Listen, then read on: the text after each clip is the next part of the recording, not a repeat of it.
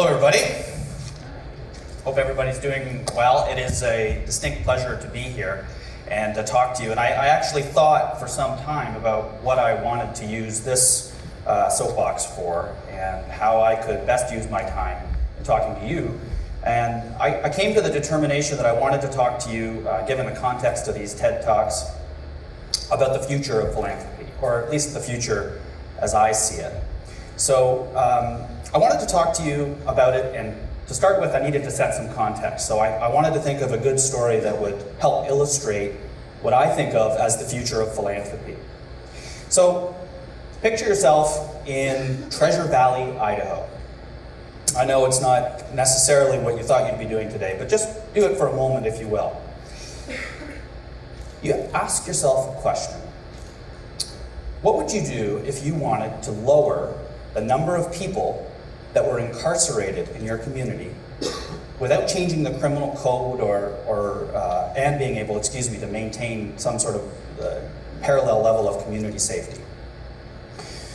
Well, this question was exactly the question that people were facing in Treasure Valley, Idaho. They didn't know. They didn't know what they were going to do to lower incarceration rates. They didn't even know if they wanted to, but they did know that they needed to have prisons that were big enough to house those that were incarcerated. So what they did is a little bit of homework.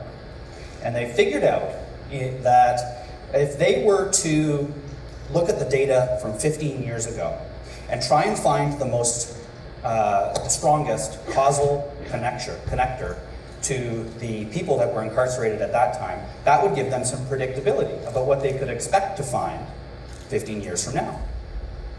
So they looked back and they examined all of the data they could. They looked at data from a few years ago, they looked at data from 35 years ago, and they stumbled upon the secret sauce, and it wasn't what they expected. They figured that if they wanted to build a prison big enough today to house the people that were going to be incarcerated in the future, they needed to understand what the level of literacy was in their grade 3 students.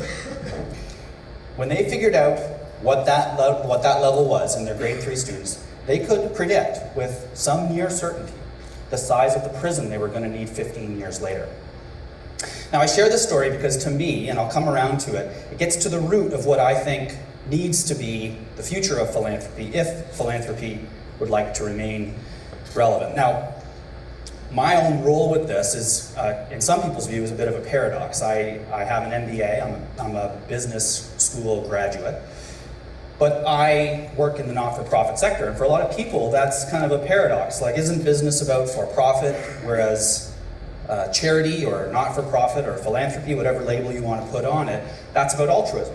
So, in other words, you're educated for one thing, but you're applying it to the wrong thing. I don't agree with that, and again, I'm going to circle around to that as I conclude.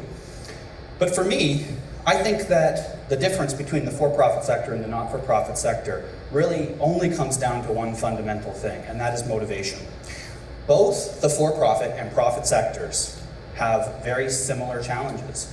Both can be very successful, both can be failures.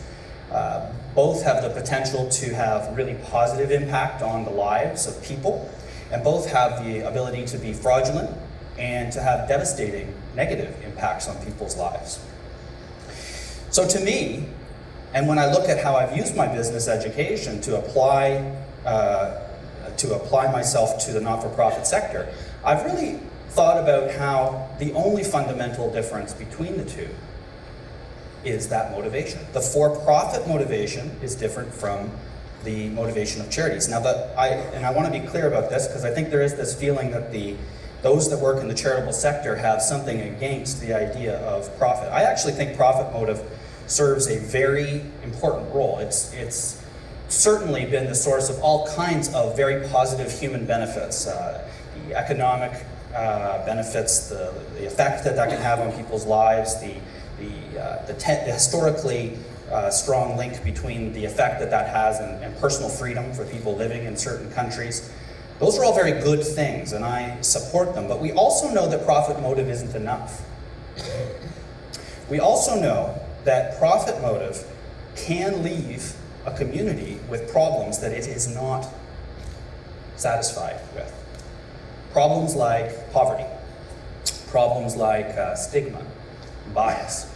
In fact, in some cases, it's believed, as our speaker before indicated, the profit motive can actually drive behaviors which are counter to public interest.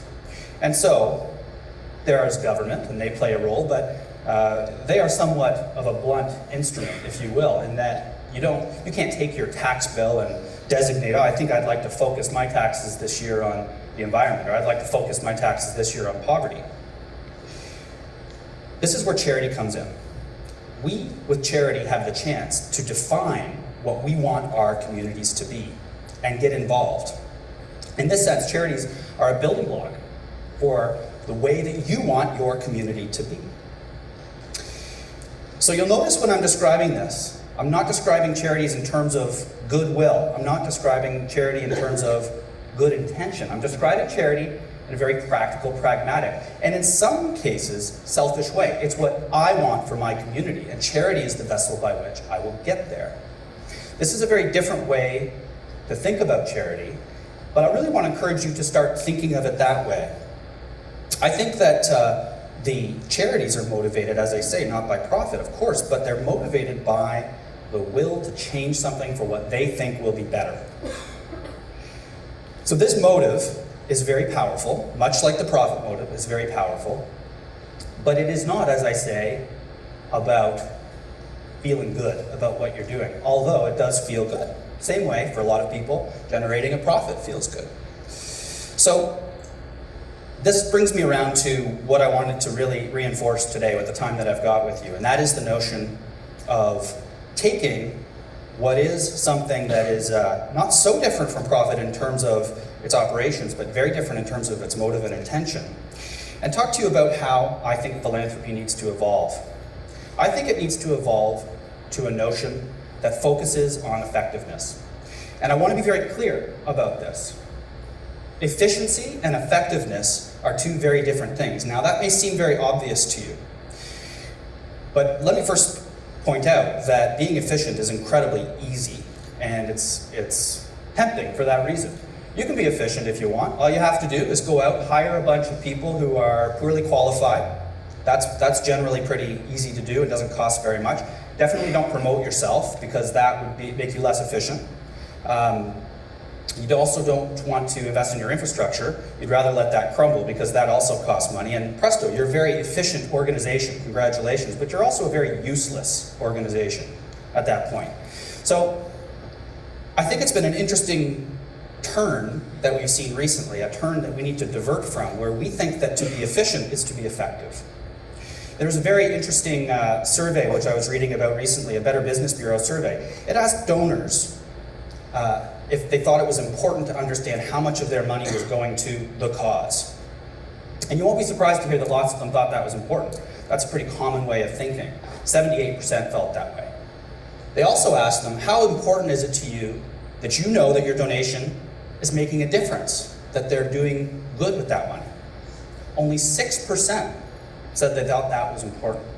Now, I don't think that's because people don't actually think that's important. I think it's because they have come to believe that in the world of philanthropy, efficiency and effectiveness are the same thing. They're just not, is the short answer to the question. To be efficient is not to be effective. Efficiency is one of the ways in which you will be effective. It is not effectiveness. It is not the definition of effectiveness. Another study that I was recently reading about on a blog on Harvard Business Review had to do with measuring that effectiveness. And how do you do that? In the United States, on average, $4 is spent per year per charity on measuring effectiveness. $4. Would you want to send your kid to a school that spends $4 on measuring how effectively it's teaching those kids? It just assumes that, well, we've got this curriculum, we're teaching it, that looks good and feels good, but we're not going to spend we're going to spend $4 on measuring how effective that is. You wouldn't want to send your kid to that school, and I wouldn't blame you for not wanting to send your kid to that school. It also wouldn't be appropriate if that school was wasteful. What if they had their staff washroom at a gold toilet? Well, that wouldn't be very good either. But the point is, both in effectiveness and excess are wrong. And I think we need to move our charities in a direction whereby effectiveness is the hallmark that we look for.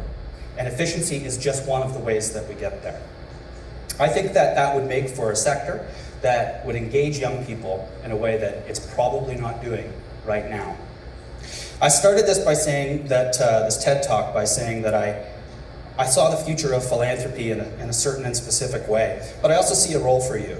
And I think the role that I'd like to see you guys play in the community is to go to charities with this message of effectiveness and say, I'm not interested as much in how efficient you are. I think efficiency is a way that you are going to chart a course to what's really important for me. And that is making a difference. And that is actually measuring your impact in the community. I think once you do that, you'll see charities lining up to show you and make the investment that they need to make to show that they are getting the job done. Thank you very much.